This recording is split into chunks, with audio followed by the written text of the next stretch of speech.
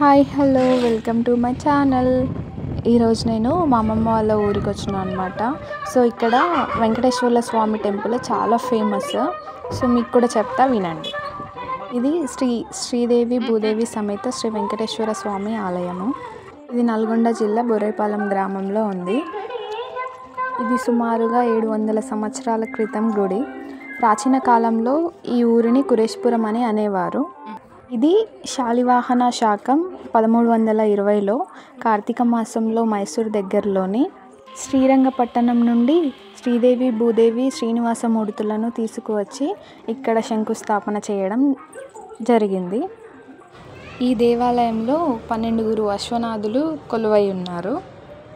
పూర్వంలో ఈ ఆలయం వెనుక భాగంలో ఉన్న పుట్టలోని శ్వేతనాగు ప్రతిరోజు ఉదయం దైవ దర్శనం చేసుకొని ప్రసాదము స్వీకరించి వెళ్ళేదని శాసనాలు చెప్తున్నాయి.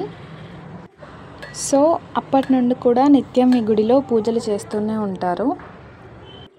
ఇక్కడ చుట్టుపక్కల గ్రామాల వాళ్ళందరూ వచ్చి పూజలు చేసుకుంటారనమాట ఈ గుడిలో.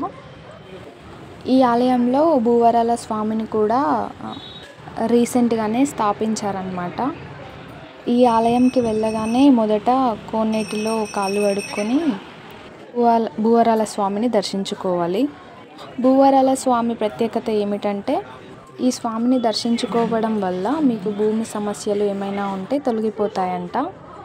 ఇంకా ఈ గుడిలో శ్రీదేవి భూదేవి సమేత వెంకటేశ్వర్ల స్వామితో పాటు ఆంజనేయ స్వామి, ఇంకా నాగమ్మ, ఇంకా శివాలయం, రుక్మిణి సత్యభామ సమేత వేణుగోపాల స్వామి, ఇంకా ఆండాలమ్మ సమేత రంగనాథ స్వామి ఉన్నారన్నమాట. మనస్ఫూర్తిగా కోరికలు కోరుకుంటే తీరుతాయని ఇక్కడ ప్రజలు నమ్ముతారు. ఈ గుడిలో నిత్యం పూజలు జరుగుతూనే ఉంటాయి. శివాలయంలో, ఇంకా వెంకటేశ్వర్ల స్వామి దగ్గర, భూవరాల స్వామి దగ్గర నిత్యం పూజలు జరుగుతూనే ఉంటాయి. ఇంకా ఏడాదికి ఒకసారి ఈ గుడిలో అంగరంగ వైభవంగా జాతరలు జరుగుతూనే ఉంటాయి. నేను చిన్నప్పటి నుంచి ఈ గుడికి వెళ్తున్నా కానీ ఈ గుడికి ఇన్ని ప్రత్యేకతలు ఉన్నాయని నాకు తెలీదు. సో అందుకనే నేను మా మామయ్యని, మా డాడీని అడిగి అక్కడ ప్రత్యేకతలు తెలుసుకొని ఈ వీడియోలో చెప్తున్నాను. నేను మా మామయ్యని ఇన్ఫర్మేషన్ అడిగితే మా మామయ్య అక్కడ ఉన్న శాసనం ద్వారా ఇన్ఫర్మేషన్ చెప్తుంటే మా డాడీ ఒక బుక్లో రాస్తే నేను ఇప్పుడు ఈ ఇన్ఫర్మేషన్ మీకు చెప్తున్నాను. ఇంకా అక్కడ వెంకటేశ్వర్ల స్వామి దగ్గర ఉన్న పూజారి గారు అర్చన చేయడానికని మా పేర్లు అడిగారు.